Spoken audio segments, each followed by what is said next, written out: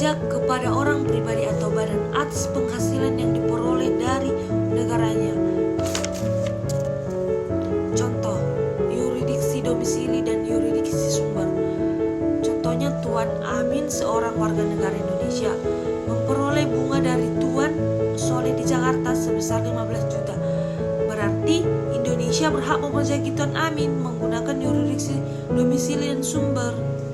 Nah, contoh kedua, Tuan Stephen, warga negara Singapura, memperoleh bunga dari Tuan Soleh di Jakarta sebesar 30 juta. Indonesia berhak memajaki Tuan Stephen berdasarkan yurisdiksi sumber, dan Singapura juga berhak memajaki berdasarkan yurisdiksi sumber karena Tuan Stephen itu berasal dari Singapura dan dia bekerja di Jakarta.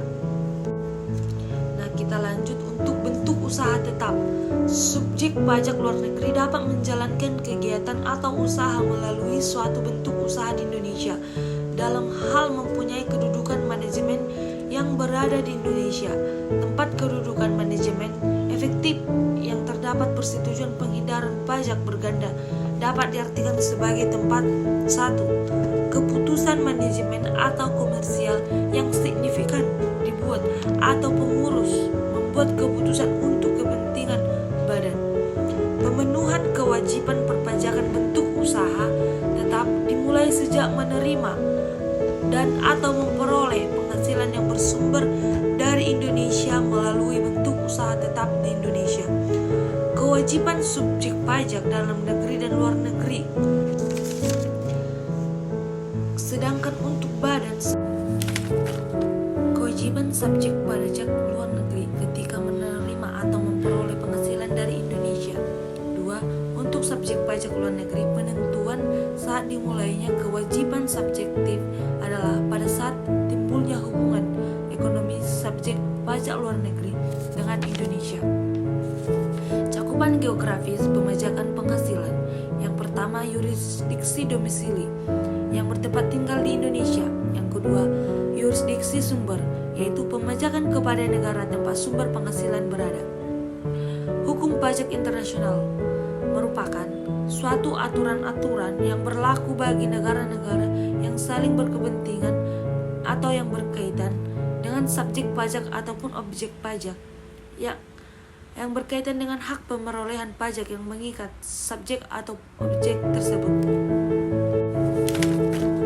Kewajiban subjek pajak luar negeri ketika menerima atau memperoleh penghasilan dari Indonesia. 2. Untuk subjek pajak luar negeri, penentuan saat dimulainya kewajiban subjektif adalah pada saat timbulnya hubungan ekonomi subjek pajak luar negeri dengan Indonesia. Cakupan geografis pemajakan penghasilan. Yang pertama, yurisdiksi domisili yang bertempat tinggal di Indonesia. Yang kedua, yurisdiksi sumber, yaitu pemajakan kepada negara tempat sumber penghasilan berada. Hukum pajak internasional merupakan suatu aturan-aturan yang berlaku bagi negara-negara yang saling berkepentingan atau yang berkaitan dengan subjek pajak ataupun objek pajak yang berkaitan dengan hak pemerolehan pajak yang mengikat subjek atau objek tersebut. Oke, di sini saya akan sedikit menjelaskan contoh, yaitu Mr. Stephen, warga negara Singapura, adalah seorang pengawal sebuah konsultan keuangan di Singapura, melakukan pemberian jasa konsultasi bidang investasi keuangan pada beberapa pengusaha UKM di Indonesia. Nah, selama tahun 2009, kegiatan dilakukan sebanyak 15 kali selama 5 hari setiap satu kali kegiatan. Yang diterima Mr. Stephen selama tahun 2009 sebesar 500 juta. Berdasarkan yurisdiksinya,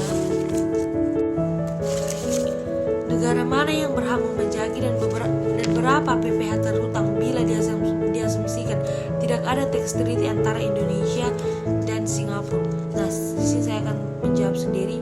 Tadi kan Mr. Steve itu merupakan warga luar negeri karena berada di Indonesia kurang lebih 183 hari. Nah, tadi di soal dia hanya ada 15 kali 5 hari, berarti itu kurang lebih 75 hari kan. Indonesia berhak memajaki Tuan Steve berdasarkan yurisdiksi domisili. PPh terutangnya pada tahun 2009 itu 20%. Nah, kita kalikan dengan penghasilannya yang tadi 500 juta kali 20%, dapat 100 juta. Sekian penjelasan dari saya. Terima kasih. Kita lanjut. Subjek pajak luar negeri yaitu orang pribadi yang bertempat tinggal di Indonesia atau berada tidak lebih dari 183 hari dalam jangka waktu 12 bulan atau 1 tahun, dan badan yang telah didirikan dan bertempat berkedudukan di Indonesia yang menjalankan usaha atau melakukan kegiatan melalui bentuk usaha tetap di Indonesia. Apabila penghasilan diterima atau diperoleh melalui bentuk usaha tetap, maka terhadap orang pribadi atau badan tersebut berstatus sebagai subjek pajak luar negeri. Dan apabila penghasilan diterima atau diperoleh melalui bentuk usaha tetap, maka pengguna pajaknya dilakukan langsung oleh subjek pajak luar negeri tersebut. Sumber penghasilan dan penghasilan wajib pajak luar negeri. Ketentuannya tadi ada 2. Yang pertama itu ketentuan domestik, yang kedua itu tax treaty, termasuk multilateral instrument. Tax treaty atau persetujuan penghindaran pajak berganda adalah pengenaan pajak atau lebih dari 1 kali oleh 2 negara atas penghasilan yang sama. Ada 5 tujuan tax treaty, yaitu menghindari pajak berganda yang akan membebani dunia usaha. Yang kedua, meningkatkan investasi asing. Yang ketiga, meningkatkan sumber daya manusia. Yang keempat, pertukaran informasi untuk mencegah pengelacakan pajak atau tax evasion.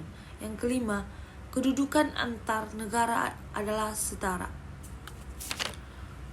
Oke, kita lanjut. Kewajiban subjek.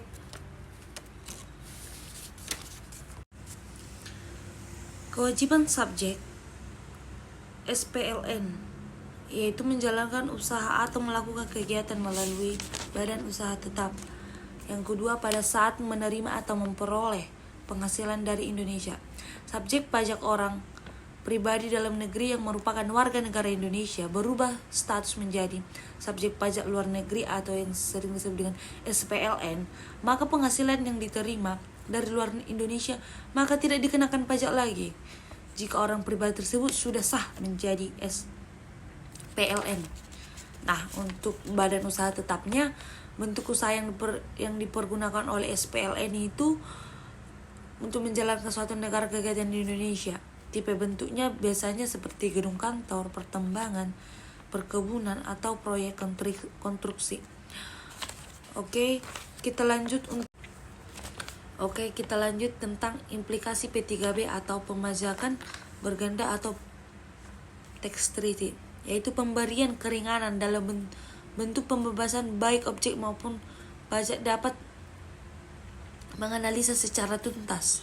Karena pemajakan hanya dilakukan oleh negara sumber, pelepasan pemajak oleh negara domisili menyebabkan hilangnya potensi penerimaan negara tersebut dari penghasilan mancanegara.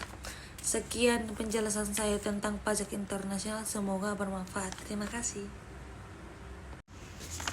Hai, perkenalkan nama saya Damel Lestari Silitonga, Prodi Akuntansi Perpajakan semester 5. Di sini saya akan menjelaskan tentang pajak internasional.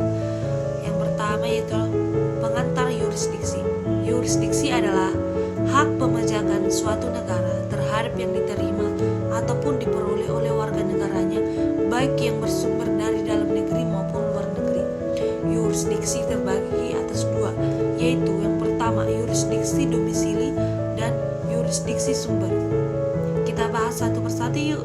Yang pertama, yurisdiksi domisili ialah berhak mengenakan pajak kepada orang-orang pribadi atau badan karena berdomisili di negara yang bersangkutan atau karena status kewarganegaraannya. Yang kedua ialah yurisdiksi sumber, adalah negara berhak mengenakan pajak